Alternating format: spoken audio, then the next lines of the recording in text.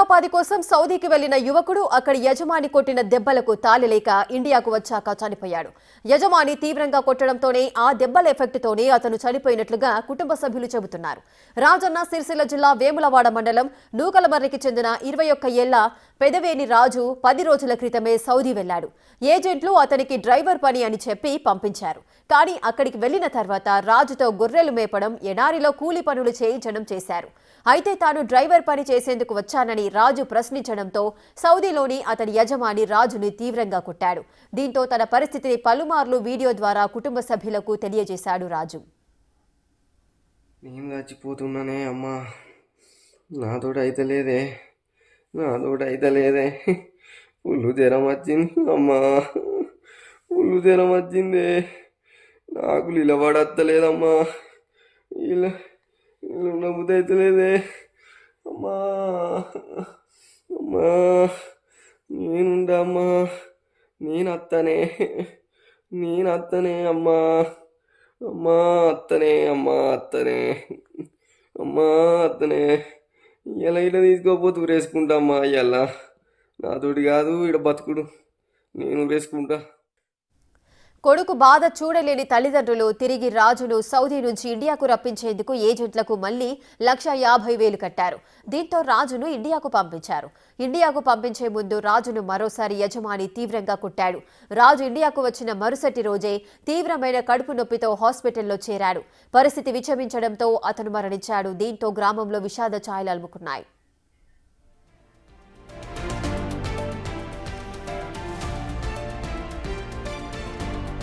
యజమాని కొట్టిన దెబ్బలకే తమ కుమారుడు మృతి చెందాడని రాజు తల్లిదండ్రులు రోధిస్తున్నారు. తమకు న్యాయం చేయాలని కోరుతున్నారు. అయితే సౌదీలో దాడి జరిగినట్లు ఆధారాలు చూపితే చర్యలు తీసుకుంటామని పోలీసులు చెబుతున్నారు. కాదు నా కొడుకు కాడ ఫుడ్ పడతలేదంట, పని పెడుతురంట, ఆ గరంకు ఎండల పని చెప్తురట, గడ్డి వీకమంటురంట, బాత్రూమ్ కడుగుమంటున్నారంట, ఒక పక్షవాతం వచ్చిన ఆయనకి సేవ చేయమంటురట. నా కొడుకు చేయడన్నాడు. అమ్మ నేను చచ్చిపోతానే, ఇక్కడ పని నేను తట్టుకుంటలేను అనుకున్న ఫోన్లు చేసుడు వీడలా సర్జరీకి పెట్టిరు. అవి పెట్టి మాట్లాడితే నేను వద్దు బిడ్డ నేను తెచ్చుకుంటా అని ఆ పైసలు కట్టినా కానీ తెప్పియలేరు. 4 రోజులు వస్తానన్నాడు. 4 రోజులు అంటే నా కొడుకు బతుకోడు, తెల్లారి పంపిస్తా, నేను ఎంత డబ్బు అయినా ఇస్తానన్నా. దినానికి డబ్బు పెంచిరు, మళ్ళీ 40 లక్షలు అన్నారు. టికెట్ని కొనాలన్నారు. అయితే మరి నేను టికెట్ కొనుక్కుంటా అన్నా.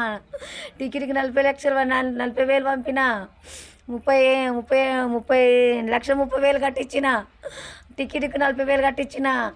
వచ్చిన తెల్లారి వచ్చిండు. వచ్చిన తెల్లారి వచ్చే ముందర కొట్టిరంటిగా, కొట్టింది నేను చూడలేను, కొట్టిరా అని. ఎయిర్పోర్ట్లకు నా కొడుకు నేను నమ్మను. నా కొడుకు ఎయిర్పోర్ట్లో నాకు ఫోటో పంపితే నేను నమ్ముతా అన్నా. సరే అన్న, ఎయిర్పోర్ట్లకు పంపించిరు. నా కొడుకుని ఎయిర్పోర్ట్ ఫోటో పట్టిరు. వస్తుండ అనుకున్నా. వచ్చినాక ఎయిర్పోర్ట్లోకి వెళ్ళి ఎవరితో అనుకున్నాడు. ఆ ఎయిర్పోర్ట్లో మాట్లాడిండు. అమ్మ ఎయిర్పోర్ట్లో పడేసిపోయారే అమ్మ, నన్ను మస్తు కొట్టిరే అమ్మ అని మొత్తుకున్నాడు. నాకు నడవత్తలేదన్నాడు. ఓ అమ్మ నా కడుపులో నొప్పి వస్తుంది అన్నాడు. నెత్తి మీద కొట్టినాను, ఎక్కడంటే అక్కడ కొట్టిరేమ్మో అన్నాడు. నేను దండం పెట్టిన వాళ్ళేరా అన్నారే అమ్మో. పెద్దవేని రాజకుమారు పోయేటప్పుడు 1,00,000 రూపాయలు నింపినాం. అడిగినాక అవస్థకు తట్టుకోలేక వత్త అంటే మళ్ళా 2 లక్షల రూపాయలు ఖర్చు అయినాయి రిటర్న్. ఎట్లయినా పోతాడని అరబ్బుడు లెక్కలేని దెబ్బలు కొట్టిండు. దెబ్బల కషం కాక బాబా ప్లీజ్ అన్న కూడా వాడు ఇడిచిపెట్టలే. కొట్టి ఆయన ఇడిచిపెట్టి ఎట్లయినా పోతుండని కొట్టి ఆయనతో టికెట్ ఒక్క చేసి, మేము పైసలు పంపినాక టికెట్ ఒక్క చేసి ఎయిర్పోర్ట్కి వచ్చి ఇడిచిపెట్టిపోయాడు. ఈడికి వచ్చినాక మళ్ళీ 1,00,000 రూపాయలు అనేది హాస్పిటల్లో. ఒకటే రోజు బతికిండు. ఇక జీవనోపాధి కోసం సౌదీకి వెళ్లిన యువకుడు అక్కడి యజమాని కొట్టిన దెబ్బలకు తాళలేక ఇండియాకు వచ్చి చనిపోయాడు. ఘటనకు సంబంధించి తల్లిదండ్రులైతే తీవ్ర ఆవేదన వ్యక్తం చేస్తున్నారు. వారిపైన చర్యలు తీసుకోవాలంటూ కూడా కోరుతున్నారు. మాకు న్యాయం జరగాలంటూ కూడా రాజు పేరెంట్స్ అయితే తమ ఆగ్రహాన్ని అదేవిధంగా ఆవేదనను వ్యక్తం చేస్తున్న పరిస్థితి నెలకొంది. పూర్తి డీటెయిల్స్ మా ప్రతినిధి శ్రీనివాస్ అందిస్తారు. శ్రీనివాస్. రేఖ, ఇటు రాజన్న సిరిసిల్ల జిల్లా వేములవాడ రూరల్ మండలము నూకలమర్రి గ్రామానికి చెందినటువంటి రాజు చనిపోవడానికి అక్కడ ఏదైతే గల్ఫ్ వెళ్ళిన తర్వాత అక్కడ ఆ ఏజెంట్ మోసం వల్ల అక్కడికి వెళ్ళడం జరిగింది. అక్కడికి వెళ్ళిన తర్వాత మొదట డ్రైవర్ పని నిమిత్తము వెళ్ళినటువంటి రాజుకు అక్కడ ఏజెంట్ మోసం వల్ల అక్కడ వేరే పని సమకూర్చడంతో అయితే తను మోసపోయానని చెప్పి గ్రహించడం జరిగింది. అయితే సౌదీ వెళ్ళిన తర్వాత అక్కడ ఎడారి లోపల రాజును వదిలేసి గొర్రెలు మేకలు మేపడానికి అక్కడ పని చేయాల్సిందని అని చెప్పి అక్కడ హుకుం జారీ చేయడంతో తాను డ్రైవింగ్ పనుల నిమిత్తము ఇక్కడికి వచ్చాను, నేను ఈ పని చేయడం అని చెప్పి చెప్పడంతో అక్కడ ఉన్నటువంటి సౌదీ లోపల ఎవరైతే ఆ యజమాని ఉంటాడో అతడు తీవ్రంగా ఇతన్ని కొట్టినట్టయితే తల్లిదండ్రులు ఆరోపిస్తున్నటువంటి పరిస్థితి కనబడుతుంది. అయితే తాను ఈ పని కోసం వచ్చానని చెప్పి రాజు ప్రశ్నించడంతోనే అక్కడ యజమాని అతన్ని తీవ్రంగా కొట్టాడు అని చెప్పి తల్లిదండ్రులకు చెప్పడంతో ఇటు ఎవరైతే ఏజెంట్ ఉన్నాడో కామారెడ్డికి చెందినటువంటి ఏజెంట్ దగ్గరికి వెళ్ళడంతో అప్పు చేసి డబ్బులు చెల్లించాము, అక్కడికి వెళ్ళిన తర్వాత వేరే పడుతుందని చెప్పి అతడు చెప్పడంతో అయితే మరొక కొన్ని డబ్బులు సమకూర్చాలని చెప్పి చెప్పడంతో తల్లిదండ్రులు కొన్ని డబ్బులు కూడా సమకూర్చడం జరిగింది.